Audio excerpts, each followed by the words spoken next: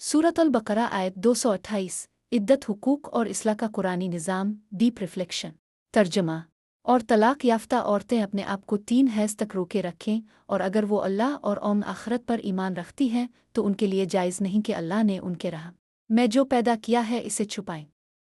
और इस मुद्दत में अगर शौहर इस्लाह चाहें तो उन्हें वापस लेने का ज़्यादा हक है और औरतों के लिए भी मरूफ तरीक़े के मुताबिक वैसे ही हुकूक हैं जैसे इन पर ज़िम्मेदारियाँ हैं।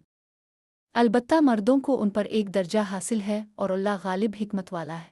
इस्लाम औरत की हिफाजत करता है, नस्ल की हिफाजत करता है, रिश्ते को फौरी तबाही से बचाता है, वापसी का दरवाज़ा खुला रखता है। इस्लामी निज़ाम सज़ा नहीं, तामीर चाहता है।